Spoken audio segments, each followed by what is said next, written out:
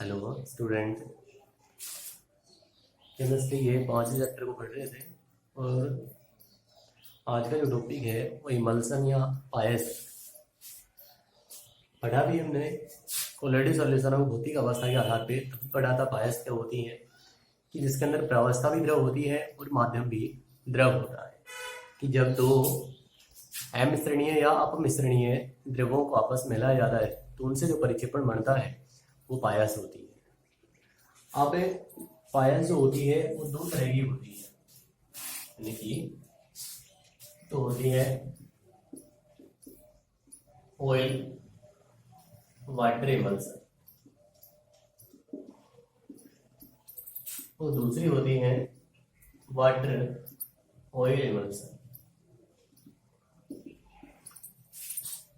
तेल जल इमल्सन या जल तेल इमल्सन दो तरह की। ऑयल वाटर इमल्सन के अंदर पहले प्रावस्था लिखी तो प्रावस्था ऑयल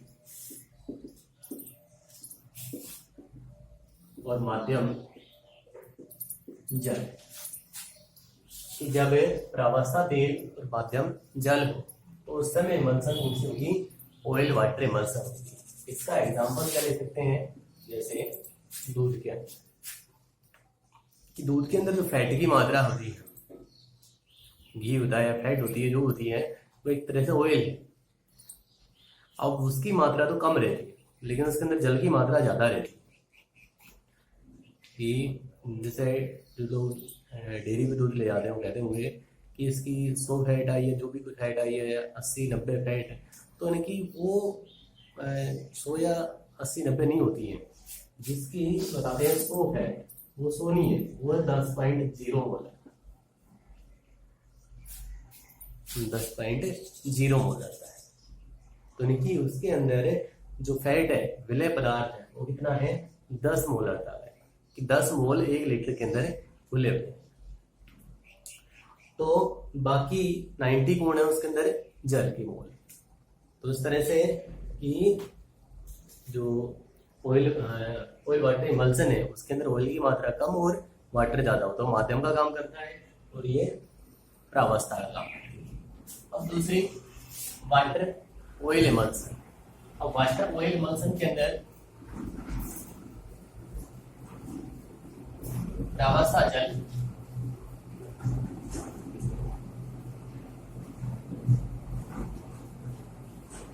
एंड वाटर तेल होगा।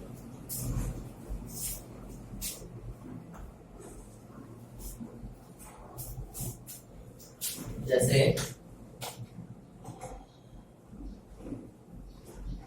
मक्खन, पनीर। अब मक्खन के अंदर जो फैट है वो ज्यादा है, उसके अंदर जो छाछ है, पानी है, उसकी मात्रा कम है। यानी कि उसके अंदर जो वाटर है वो तो है कम, लेकिन उसके अंदर जो फैट है वो ज्यादा है।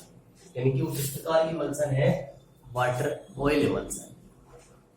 वाटर ऑयल इमल्सन, यानी कि दो तरह की इमल्सन होगी। ऑयल वाटर इमल्सन जिसके अंदर ऑयल कम वाटर ज्यादा, प्रावस्था ऑयल और वाटर माध्यम। दूध हो जाए एग्जाम्पल, वाटर ऑयल इमल्सन में प्रावस्था जल हो, माध्यम तेल हो, जैसे मक्खन के अंदर या पनीर के अंदर। तो अब ये जो पायस होते हैं इन्हें स्टेबिलिटी स्थायित्व प्रदान करने के लिए कुछ पदार्थ काम में लिए जाते हैं, तो वो कहलाते हैं पायसी कारक।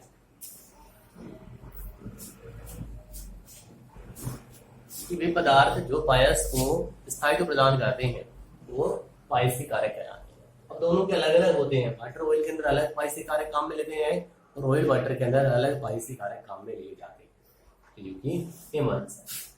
अब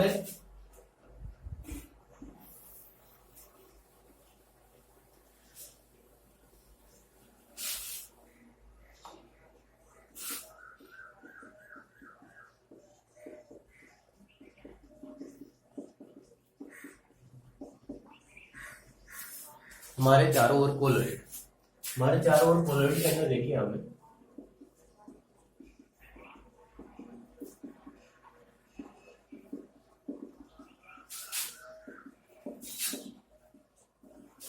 कि आकाश का नीला रंग दिखाई देता है। तो किसके कारण दिखाई देता है? वो कोलॉइड के कारण दिखाई देता है कि वातावरण के अंदर धूल मिट्टी के जो कण होते हैं वो कोलॉइड होते हैं, कोलॉइड के कण होते हैं। जब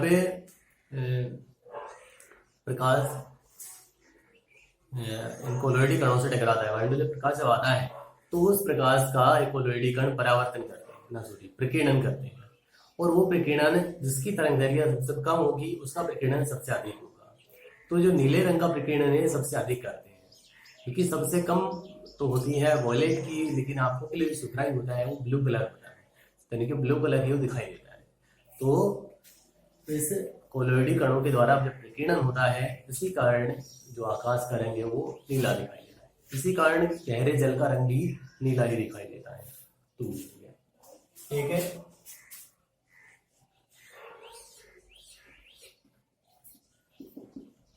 बादल, कोहरा और बरसात। बादल, कोहरा और बरसात किस तरह से बादल का निर्माण होता है, कोहरे का निर्माण होता है कि सर्दियों के अंदर जब हवाएं निश्चित की वायुमंडल के अंदर कौन तैरते रहते हैं? धूल मिट्टी के कण तैरते हैं। अब ठंडी के अंदर हवा चलती है तो हवाएं होती है कि निश्चित उष्मांक के ऊपर आकर ठंडी हो जाती है, और उस समय वायुमंडल के ऊपर अंदर उपस्थित जो जलवाष्प के कण है वो इनकी चारों ओर व्यवस्थित हो जाते हैं। जो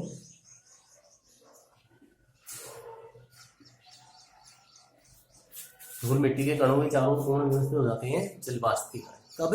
जब एक निश्चित मान लीजिए टेम्परेचर, उससे नीचे टेम्परेचर के अंदर जब हवा चलेगी तो उस समय वो निर्माण हो जाएगा। अब ये जो कण बढ़ते हैं इन्हें कहते हैं बिंदु, और ये जो बिंदु हवा के अंदर तैरते हैं तो ये किसके रूप में तैरते हैं? धुंध या कोहरे के रूप में तैरते हैं। बादल का निर्माण भी इसलिए होता है कि जो धूल मिट्टी के कण है वो अपने साथ जलवाष्प के कणों को व्यवस्थित कर लेते हैं और ड्रॉपलेट्स या बिंदु का निर्माण कर लेते हैं, तो उसका निर्माण होता है। बरसात के अंदर क्या होता है? अब जो कोलॉइडी कण होते हैं, अब ये कोलॉइडी कण कैसे होते हैं? आवेशित होते हैं। कोलॉइडी कण कैसे होते हैं? आवेशित होते हैं।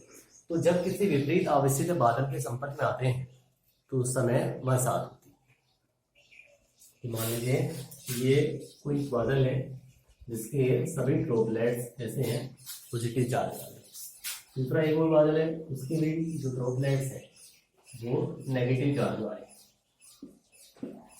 दोनों जब एक दूसरे के संपर्क में आए, एक दूसरे के आवेश को उदासीन किया तो वो बरसात के रूप में नीचे गिरते हैं। तो जो कहते हैं ना बादल फटना, तो बादल फटना यही होता है कि उसके अंदर जो बड़े बादल होते हैं उनके जब आपस में टकराते हैं तो टकराने के कारण एक दूसरे के आवेश को उदासीन कर देते हैं और वहाँ पे अधिक बरसात होती है। तो एक कराई जाती है कृत्रिम बरसात।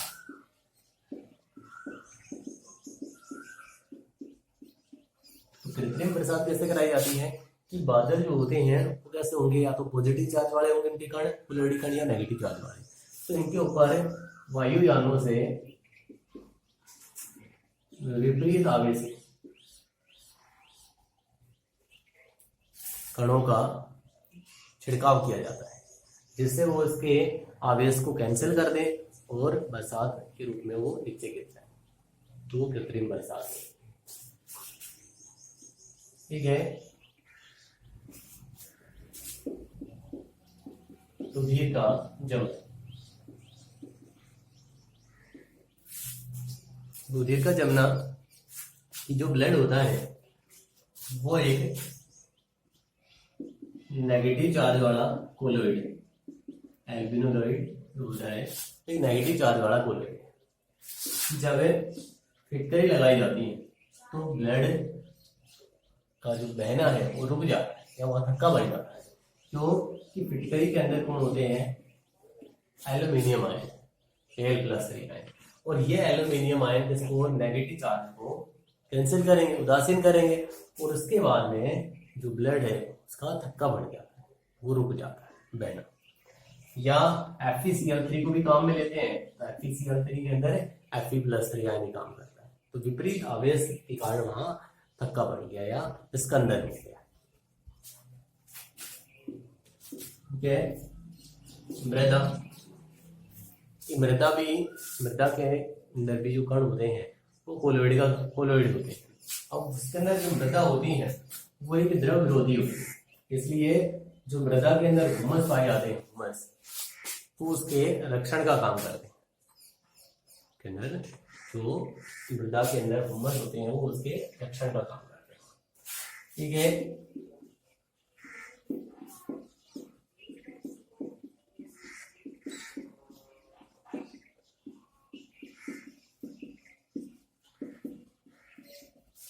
नदियों के किनारे डेल्टा का निर्माण,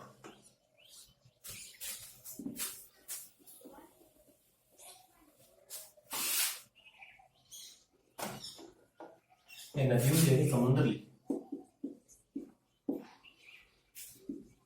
समुद्र के किनारे डेल्टा का निर्माण। देखो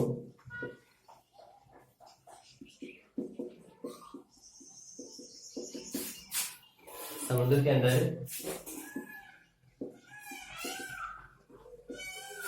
उनसे आयन मिलते हैं सबसे ज्यादा 3% सोडियम क्लोराइड होता है, तो सोडियम आयन। इसके अलावा हार्ड वाटर है तो कैल्शियम मैग्नीशियम के भी लवण पाए जाते हैं।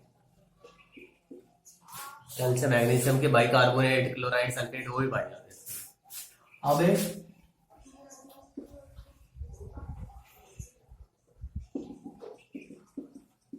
नदियों के जल के अंदर मृदा के कण होते हैं, और मृदा के जो कण होते हैं नदियों के जल में वो एक ऋणावेशित कोलोइड होते हैं। जब ये ऋणावेशित कोलोइड जैसे ही समुद्र के अंदर जा गिरती हैं तो ऋणावेशित कोलोइड धनावेशित आयनों के संपर्क में आते हैं, और ये ऋणावेशित कण धनावेशित कणों के जैसे ही संपर्क में आते हैं तो एक दूसरे के आवेश को कैंसिल करते हैं, उदासीन करते हैं, और इस कारण समुद्र के किनारे धीरे धीरे ये कण मृदा के और ये कण जमने लग जाते हैं, और एक कठोर पदार्थ का निर्माण होता है जो कहलाता है डेल्टा। तो डेल्टा कैसे बनता है कि जैसे ही नदियों का जल समुद्र के जल के संपर्क में आता है तो नदियों के जल के अंदर उपस्थित ऋणावेशित कोलोइड समुद्र के जल में उपस्थित धनावेशित आयनों के संपर्क में आते हैं, एक दूसरे के आवेश को उदासीन करते हैं, जिससे डेल्टा का निर्माण होता है। तो ये तो हो गए हजारों के कोलोइड। अब कोलोइडों के अनुप्रयोग है, कोलोइड काम कहाँ आते हैं।